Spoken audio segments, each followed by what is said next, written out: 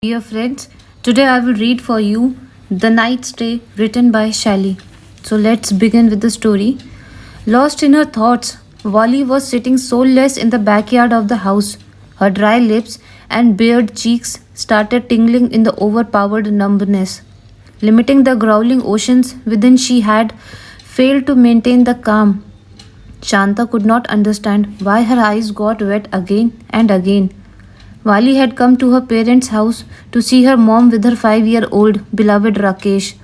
Looking lighter as dandelion from outside, the hopeless warm breath she exhaled was not unknown to Shanta.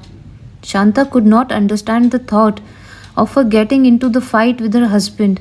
Shanta knew that she had won his heart long back. Her in laws owned a huge chunk of land. In the absence of her mother in law, she was the lady of the house and she made it a home in no time. Her father in law, who was a community leader, their green farms were as promising this time also as they've been in the past decade. Their visitors always talked about unnecessary ghee and milk in the food.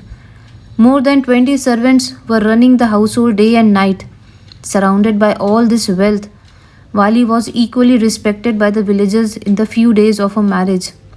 Out in the backyard, Wali almost suffocated Rakesh with her over-kissing love. She soaked her tears with the border of her sari. She felt her lips hot and cracked while clearing her stuffy nose. Shanta was watching all of this from the kitchen window with her burning teary eyes as she sat there blowing the burning wood in the fireplace. Suddenly, the rivulets of black fumes setting out the fireplace covered her presence and left her in confusion and darkness. Wali was watching beyond the empty backyard with her big wide eyes without feeling anything. She could not understand why her own house, where she grew up, was feeling so strange and unknown. She felt the cactus stood tall on the wall of the backyard, coming closer to her, to choke her. Today, after a number of years, Shanta first time felt the house was empty. It was eating her inside out. Shanta used to wake up early in the morning every day to feed the buffalo. As a part of her ritual, after feeding, she milked her. Watching Wally out of the window, she suddenly felt old. Juggling to keep her aging worries aside, she understood deep down that today is unbearable for Wally. Shanta was trying hard to focus on her course. The setting sun had left the temporary redness inside the house. Shanta remembered her days when she was young and beautiful. She came to this house the first time after marrying Natha. Natha was an aloof and detached person. Before she could understand Natha well, he left her and the little bit of his world forever. Shanta had a thought that day. God must have got jealous of her happiness. Wali, she reminded Wali to give milk to Rakesh. In that setting twilight, her loud voice echoed in both mother and daughter's ears. Her sudden voice brought the house to life.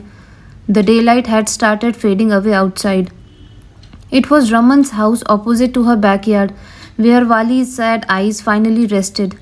A newlywed was coming out of the house with a basket full of dirty dishes. Raman's house was shining brightly because of recently got the electricity connection. Wali returned inside the house and right then her left foot thumped on the entrance. Once again, her eyes were filled with tears. This time, it was physical pain. Shanta switched on the bulb and the entire house shimmered yellow. Moms, what's in the dinner? Wali asked while giving milk to Rakesh. Seeing her daughter trying to engage in conversation, Shanta felt relaxed. But she succumbed to worries almost instantly as she saw Wali staring out of the backyard once again. Wali's only brother Manu had not come back from the farm work yet. 14-year-old Manu was very good at plowing the field and leveling the land. His delay that day made Shanta worry more. Manu was an year old when Natha died. Wali was 10 back then and she had inherited the temper from Natha. She saw Wali standing outside of the backyard facing south. In the dim light, her side face was visibly yellow. Shanta could not understand her. Standing outside at this time of the emerging night? She recalled her lonely nights without Natha. She remembered the knocks on the door.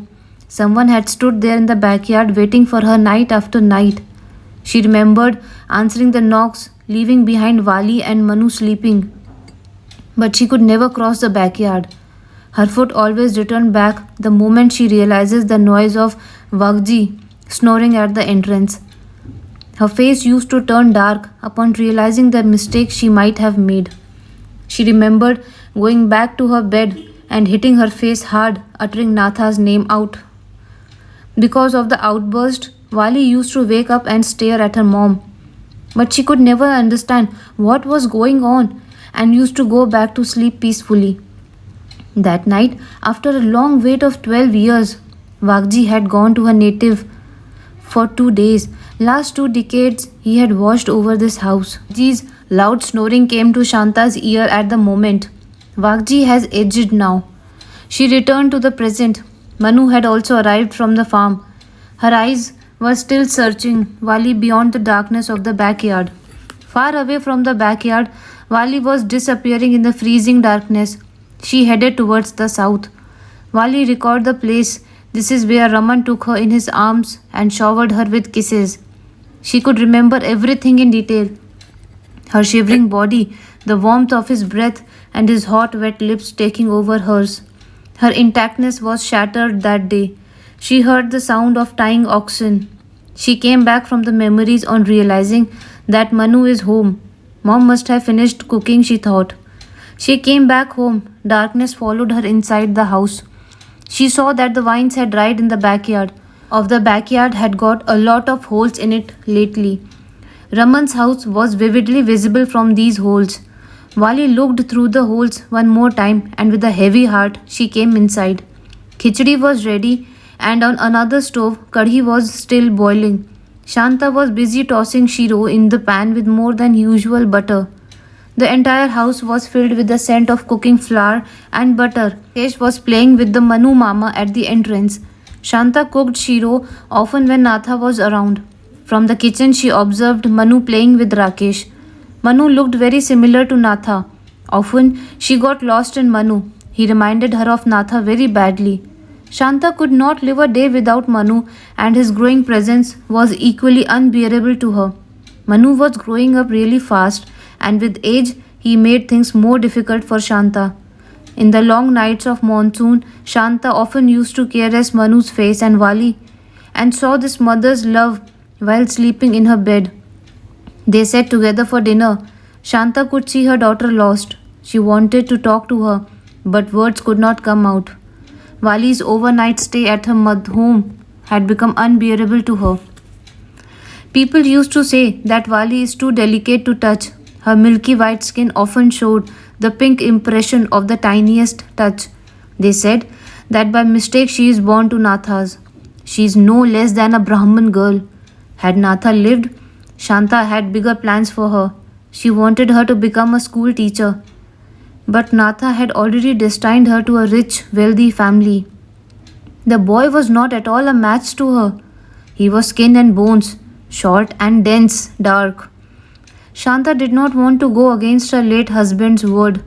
Also, she heard people talking on her back that there is nothing better than this for a widowed mother. But Wali married at an early age.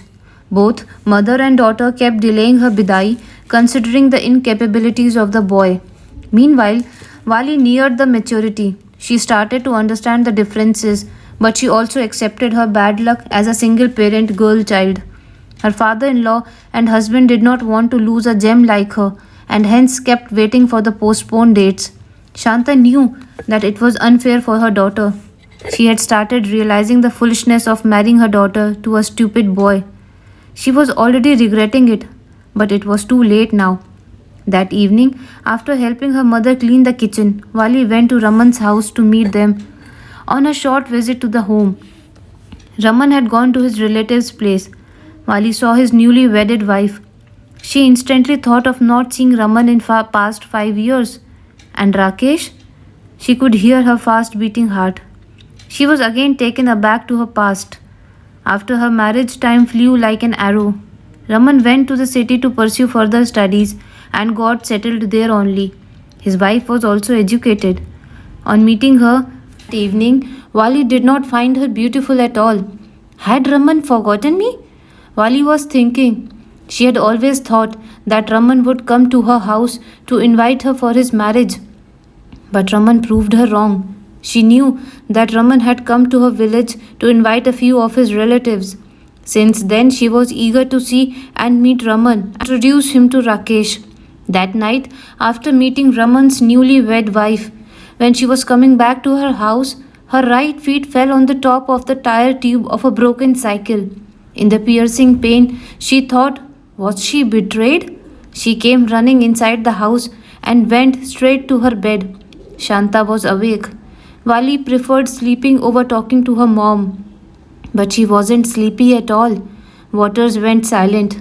Wali came out in the backyard to use the toilet. Darkest of the night was throbbing its presence around. Crickets chirping had made its own ghastly music. She looked straight into the wild darkness.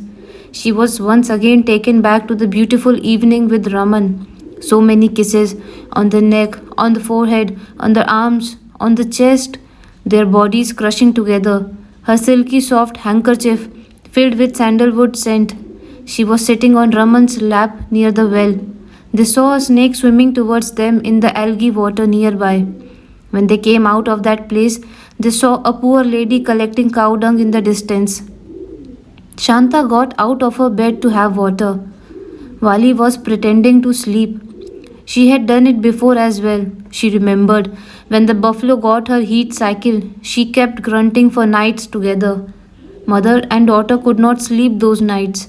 In the following days, Wagji and small Manu used to take buffalo out for grazing. At the end of the day, three of them used to come back home tired. The bull had also come along with them, following the buffalo. That night, the buffalo was tied outside. She used to keep her lowing the whole night. Tired Wagji and Manu sleep peacefully, but the mother and daughter could not sleep. Their nights had spent tossing and turning till the mornings. Seasons changed. Small mangoes had started appearing on the branches. They became whole juicy fruits in no time. Raman used to sit in his backyard chewing neem stick in the side of his mouth. He read his books for days together in the coolness of the big shadowy mango tree. Wali remained in her backyard pretending to work, to see Raman all day long. Shanta used to go to the farm in the daytime. Wali often got scared of her bidai with the fool husband Shankar.